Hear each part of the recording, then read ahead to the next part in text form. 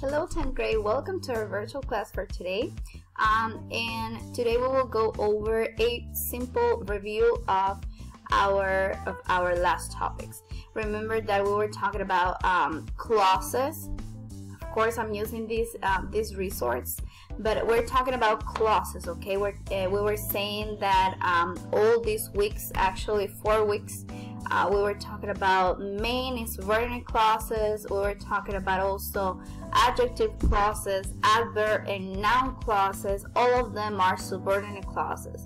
So today's class and this video is only working just for a simple review of a brief review of all these clauses.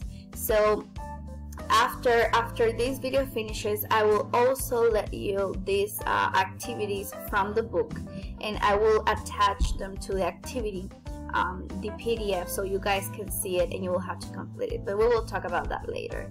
So let's remember what is a clause. It is a group of related words that contains at least one subject and one verb, and it is used as a sentence or a part of a sentence. So we were saying before that a clause is verb plus a predicate, always a subject plus a predicate, a subject always with the verb. So when a clause has a complete meaning on its own, it can be used as a sentence. But when it has an incomplete meaning, it is used as a part of a sentence. So, for example, he is a news reporter. She loves music.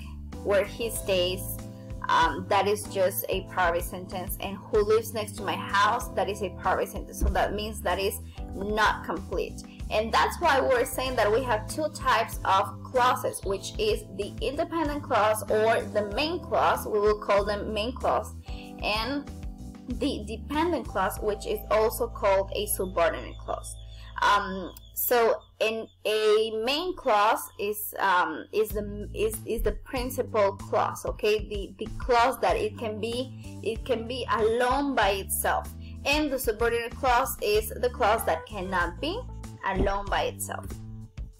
Now, an independent clause has a subject and a verb and can stand alone as a sentence. For example, well, this is the main clause. For example, they work in marketing department.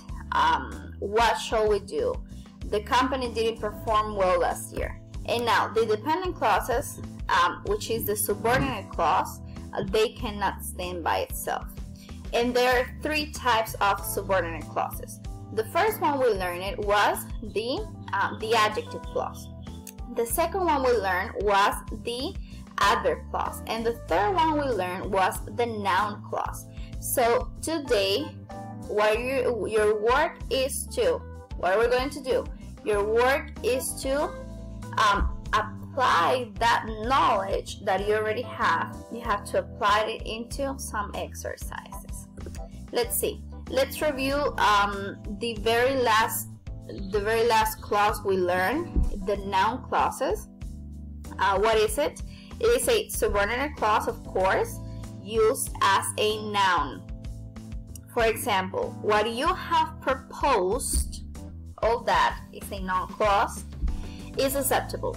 Okay? So what you have proposed, we don't know, maybe like a good proposal or something like that. But we will call it what you have proposed. So we don't know, but it is a noun. Okay? What you proposed, that is a noun.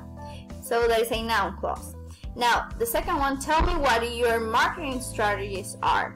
So that is also a noun clause because it works as a subject too.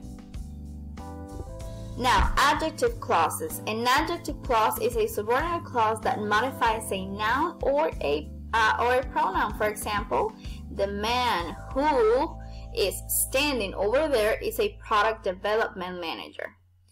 His team has come up with products that have more features for customers.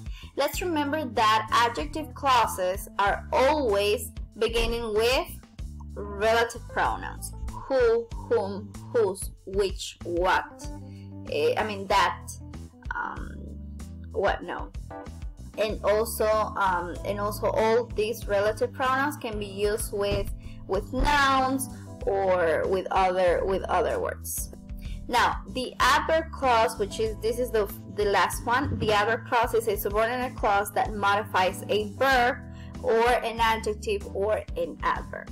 It tells when, okay? It answers the question when, where, how, why, to what extent or under what conditions, okay? For example, if the products are fit to for the customers, we will maintain sales increase of 10%. That is an adverb clause. And there will be some promotion when the new products are available, So actually, let's remember that in adverb clauses, we will have some keywords like because, of this, like we will have different words that will help us identify them. Okay, so now, my friends, after this brief review, what I want you to do is to complete some exercises 17, 18, and 19 from this PDF. Okay, just please try to write your answers. Okay, try to write your answers on your notebook. So I always advise that in case you want to write the whole sentence or the whole exercise, for you not to be lost, and that afterwards, if you want to see your notebook, you realize what kind of exercise it is, so you can write the whole exercise. But if it's too long, for example, the first one is a paragraph, so you will just have to write your answers. The second one is to complete your own answer, so actually you have to write the whole sentence. So actually the last two ones, I think you can write the whole sentences and then your answers. So in case you guys have any problem or any concern or any issue, you can just text me or call me and I will be here. Okay, well, thank you 10th grade for being in this